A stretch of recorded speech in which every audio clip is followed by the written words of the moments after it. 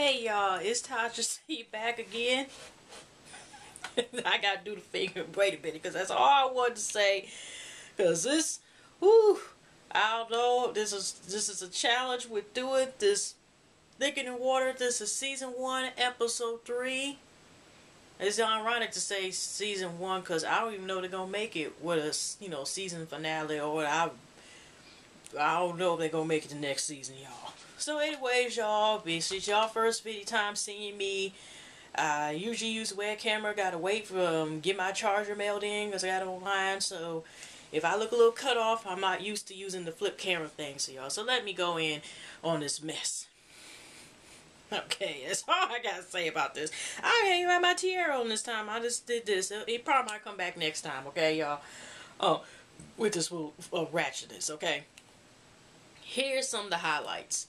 Now, we have this big issue is if they're going to, you got the first coming in where you have them doing this preacher service / business. Make sure you put money the ATMs over there and put it all in the envelope session. And Janice and her family's there, and it's still the big issue about the moving. You would swear, you would think that this family had moved and they sold everything and they moved into a crack house. With little, what I'm saying? The way that they're acting, right? So you got, of course, Ben doing his preaching. And then, they're talking about families, and sometimes they have crazy folks. And it just seemed like around time, did y'all notice that it seemed like they focus on Janice and them, because as far as they're concerned, it is such a big issue that she moved with her own money, and she's a grown-ass woman, and they're sitting up here and making this big issue about she's moving. And you could tell Janice is only one, or I don't know, they showed the parents, the mom last episode, and then they showed pictures of them, but I don't know personally like how they are as far as I feel about this. But it's like Jewel and of course Ben and a couple other relatives I think are all, and the other sister, middle sister, they all have this bourgeois, Grey Poupon mentality, okay? Ching ching. And so it's still this big issue about the whole thing about her moving and not telling, or signing some contract or something, because that's what they acting like. Now, here's the next thing. Now, Brooklyn comes in sad and stuff or whatever, right? Now, I have a question mark, like, if it's that total, who drove this home? Now, she crashed the family, one of their car, out of their 7 cars, Escalade and stuff, right? And I think supposedly she was out in the morning or something like that, and she sees Jules, tells about it, and they called the dad, and she's okay, but it's like she told the car, and I'm thinking like, did AAA drop it off or something? Because I'm just wondering like, where did it come from? You see the whole front is total up, just you know they're gonna just have to recycle or send it to the nearest Volunteers of America car services and stuff and call it a day and scrape it for parts, okay? So you got it just was confusing to me because the car was totaled, and I'm like, hopefully she did exchange the insurance information. She didn't try to do a hit and run and keep going, because it was just weird how they just talk about, oh, I hit the car, it's in front of the house, that's it. But let's focus on this, y'all. These are the same people, jing money, this, I got this right. But the response was the way they were acting about this car being messed up. See, if you so darn rich, you can use single dollar bills to wipe your ass with. So what I mean by that is, like, if y'all got that much money, y'all shouldn't have to sit there and worry about the bill, because guess what? Y'all are beyond rich, right? You don't have to even keep going in there and worried about finances or saving, because y'all covered for a lot, okay? So even her crashing a couple more Escalades shouldn't be a problem, y'all, right? Because guess what? Y'all got money like that, okay? Don't worry, I got still a couple bills. Nothing too good. You're a child. See, get kids with play money. Anyway, they got this, right? They got limited supplies. Make it rain, okay? Make it rain all for the Lord, as far as they're concerned. I shouldn't even said that. Anyways, so for them, the way they acted like the average folks. And I think Benjamin came in, and he has, what is it, an escort or a cord or something, how to accord something along those lines. But like I said, you know, and shout out to Mike B. He also is the other one who sacrificed himself, because we are doing sacrifice and stuff. Hopefully, he's still with me and doing his reviews as well. He's the only other person that I know has decided to sacrifice their time to do the reviews. Okay, for this show, this is quite a bit. Okay, so anyways, y'all. You know, you got this thing, Benji. Of course, this is proper opportunity to talk about, you know, because what I found through Drew is this is like her seventh card between hers and whatever. I don't know. Her dad must have prayed for or the driver instructor, whoever they did, so she can up there pass this test. Because from what I hear, the child don't know how to drive, and she keeps wrecking vehicles. And a couple days later, just to fast forward, she ends up able to buy a Mercedes-Benz. Now, she's staying in Dad's house, you know, stuff like that, but she buys herself a Benz. And her excuse is, well, it is an older model, stuff like that. Because, you know, what I do know about this, she is starting, when she went to the salon, because you know how she's on the world to be a trillionaire full of, well, and to be the superwoman of selling the best Brazilian or weave that you can, and Manila, whatever hair that you can buy straight silky, we got it. So, she was going to salon, and actually, I think the salon owner, or I think he was the owner, was saying that he actually liked the hair and stuff like that. So, you know, obviously she's got good products, you know, then she probably is making that money, you know. Weave is high in demand and stuff like that. Heck, if I could just be for real, I would wear it on occasions, so no lie. You know, at least use the makeup, you know, because of my wig. But when you get the point I'm saying. It is kind of a lucrative business. And you got the right stuff and the right products, and you know you got the right people, stuff like that. Yeah, you can make a killing off that stuff, okay? You can make a lot of money off that industry. If y'all ever seen Chris Rock good hair, I forgot, you know, I remember seeing it, whatever. That's a lucrative business, you know. So, anyways, y'all, we got into that. So she's able to actually save money in order to buy it. And of course, we have Jewel in this issue. You know, Janice is trying to find herself. They go, you know, that's her thing. It's like her trying to break up and get indirectly get sick how the way the family is about certain situations. And Jewel is a control freak. And I can't believe when they went, now I think it was a ballroom or some type of place, right? And I could have sworn, did anybody notice? I could have sworn this shit, the woman's name, oh, this is Ashley Miller. And I had to laugh at first. I'm like, did I say Ashley Miller? Because it made me think about the YouTuber. One of the YouTubers I also watch it, you know, stuff like that. She does reviews and all this stuff. Her name is Ashley Miller. I think it's like Ashley Side Miller that she has her thing. But you know, that first thing I thought about, oh, okay. And they were talking about this ballroom thing. I guess the surprise, I think they've been married, the family, their Jules, Janice, and the other sisters, I don't care remember, and it's kind of irrelevant. Something that start with a J too. Parents have been married about 46 years or 45, you know, so they're having an anniversary. Janice wants to plan a certain place, and it's not a private party. I mean, I have a question mark about that too. Maybe it's a certain, like I said, I think she wants to do totally anything that's opposite than this family. And she's like, I'm basically like, I'm sick of this mess. I'm sick and tired of this, whatever the case is. You know, I want to get out of this stuff and go on from that. And I think that's her whole thing. So, anyways, y'all, she sits there and, you know, wants to plan this party. They already said that the day they have it booked happens to be where it's going to be people there, so they don't have private space, and they basically have to share with other people who have other stuff going on, who's having this ballroom dancing, whatever dancing they having. So Jewel calls the other relevant sister that also is named that I forgot, but I know it starts with a J, and that also follows up Jewel's ass. Is up here like, you know, we have to sit here and do something different. And then Jewel's got the nerves to bring the Lord, saying she just followed Jesus, like, you know, conquer the world and everything, and tame the animals and name them and whatever else she was saying, and I'm just following the word of the Lord. Y'all, please. I'm surprised my screen didn't go on fire. Just her even saying half the mess that she says. Ooh, in the name of Jesus. Okay, so she's gonna sit here. Now we have another story. Whereas one thing to jump at. They're going to have a family shoot, and again, Jewel comes to the right ideas. It's not like because the family, you know, loves horses and stuff like that, or, you know, the parents like it and stuff like that. It's because it turns out that, you know, Jewel figures because it means riches and fabulousness and royaltiness and all this stuff, and it makes me look popular, and it looks like I look like royalty, and don't we all like kings and queens in the name of the Lord?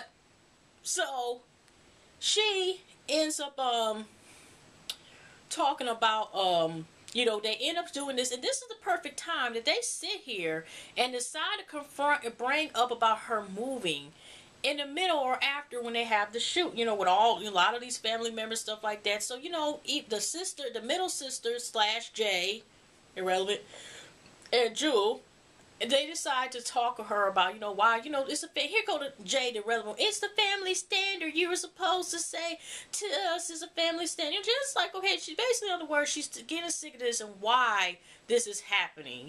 Jewel, you got too much of a mouth. Why? And this was inappropriate. That type of conversation was going on. So eventually she gets upset and walks away, which I can understand that. And I think her husband comes at the time and she ends up leaving because it was just ridiculous about this whole thing about her moving and how they made it seem like she's supposed to say something or make it seem like it's something wrong because she decided to actually have a brain and get sick of this mess and this superficial narcissistic I'm better than thou type of mentality, and she's sick and tired, and maybe that's why she chose the place and didn't care. She's just trying to break away from everything, and how they just sitting here thinking like she's moved only because it's for financial reasons, though nobody said. I still never seen nobody come out with the pocketbook, a checkbook, and say how much do you need if they feel it's a financial problem. Okay, I'm seeing nobody saying that. They sitting here trying to talk about her and the family, but they ain't sitting here. Nobody's breaking out and talking about how much you want cashier check or do you want a money order. So ain't nobody saying that. You notice that? So she's trying to walk away. Jewel's trying to follow her. She's like, I love you. It's just like, well, you have a funny way of showing it. So the next time her and the middle sister, Jane, I'm gonna call what wasn't Jane the middle one for Brady Bunch? And, anyway, y'all, and Jewel all meet up because there's still this issue about her moving. Like I said, it's like what I hate to see she did something that was dangerous to her and the family, the babies and everything. So they end up talking, and Janice was just getting sick tired of stuff. She does suggest that they do need to go to therapy, and I don't know if they go to family this episode. I don't even know, don't care, because, there's a lot of issues. I think they do end up going to therapy, but I just remember she even let Jewel know, like, you say stuff and you have a big mouth and you sit here and you judge people. And then she even brought up how she was talking about the other sister's husband. She must have met him online. She must have tried to sleep with him. Because, first Jewel said I wasn't going to say it. And here she talking about the middle sister's husband. She must have been gay. He must have been this. And she was telling all these uncles, their family members and stuff like that, right? And then all of a sudden, here's the relevant sister who behind kisses, Jules, behind, is basically trying to say, like, he's still Janice is acting funny, whatever. But Jewel said, I said some of the stuff, but not all the stuff. And she's believing Jewel, I don't think, and not Janice. Jewel gets home. Jewel is crying. Ben has never seen her cry only 3 or 4 times all the time he's been with her. So she's really upset, blah, blah, blah. I really do not care. I planned about, doing my, my research so I can have my papers done next week. That's how pretty much I felt like, man, when is this over with? Let me look at my watch. So, and Ben goes as far as saying, oh, she must be jealous. And they decide to put her business in blast. Well, she moved from a 4-bedroom to an apartment. Like I said, they are very superficial people. It's very disturbing, So she up there crying and just keep on making it seem like she's changed and she's changed. No, it's called being sick and tired. So I think they do go to therapy, I think, in this episode. But like I said, that's not the main thing that sticks out to me. There was a cute scene, at least, that him, you have Ben, and he loves his little granddaughter, and they were up there flying a kite by, he was driving a go-kart, but it was nice, at least, to see Ben, that he said he loves his granddaughter. If it was up to him, he would have grandkids first before he had the kids. So it's nice to see that interaction. I will give that man that credit. Besides, I heard his music's pretty ill from some the comments I've seen. I think on my Mike B page, he's kind of ill with his music scene. I had to check his stuff out. Anyways, y'all. So here's another scene. So next, the big finale. I like to call it the big finale scene, whatever, right? You have another scene where Ben is talking to Janice's husband. They're still cool. We're supposed to help him with the water fountain or something in the front, and he's trying to basically get out information out of him, just asking, like, well, how you feel about the system, stuff like that. And, here's Ben saying, well, I know Drew can sometimes seem like she can act like so she's a person controller. And then, Janice's husband, I think his name is Rock, was saying, like, yeah, how she is, sometimes she just wants to break away from that. And Ben took it and takes the confessionals to tell us like, well, he's just holding back. He's not telling us all the information stuff. I'm just gonna let it be and stuff, you know, because that's what Rock just saying. You know, the sisters, they'll just work it out, and hopefully, you know, when they were at their restaurant, whatever, when basically Janice was letting them know that, you know, I'm getting sick and tired of this mess. She's just like, you know, their sisters, they work it out, but you know, here's Ben. It's like it's so much deeper and stuff like that than this stuff. He was trying to get information. He's trying to hide. So anyways, the last scene that made any relevance of this mess of this damn show. We got Brooklyn. Nobody knows where she's at. You know, there's a scene. You have Cyrene, also known as Espen Salt, is finally working for me, and it does wonders. If y'all seen the first episode, y'all know when I review this, y'all know what I'm talking about. You know, and then also known as I'm trying to get all the mess off me, so I won't be relevant that I'm up here screwing already. So I want to be looked at as the good girl. So I'm going to talk about somebody else that's bad. So you got Benji again. He's sitting complaining. His wife, which I don't know what she does. Did they go finish college? What does she do? Besides eat up all the food up and stuff just like Benji, what does she do? Really? So, Brooklyn comes in. She obviously got a car, surprise, another Escalade, less than $10,000, something like that, right? And she's sitting there talking to her dad and just saying, like, you know, this is yours. And first the dad was like, this is legal, blah, blah, blah. And here you got Cyrene, whatever her name is, Miss Epsom Sauce Bab. No, she full of shit. And you got Benji there, and then you got his wife. I don't know what her relatives is, and I forgot her name, nor do I care to know. And they up there talking smack about, it's like, really it's not necessary about this stuff. What is she doing? And when she comes in, Benji admits with the dad. Brooklyn comes in with the dad, and Benji basically admits that he was talking about her, stuff like that, right? And then she's up here, you know, he said, well, where do you get the money from? Here's Cyrena's even trying to bring up where you get the money from, or I think something too, right? And they're up there saying, like, you know, what's the kitty cat lounge? You know, here they keep bringing up the past, which Ben even brought up, like, you know, people know your sin and use against. You know, it depends. Some people know people's sins, but if they don't have malicious intentions, they ain't gonna sit there keep bringing up the mess every 2-3 seconds about somebody's past. Like, seriously, there's some fixing my life. They need a whole season dedicated to them mofos, okay?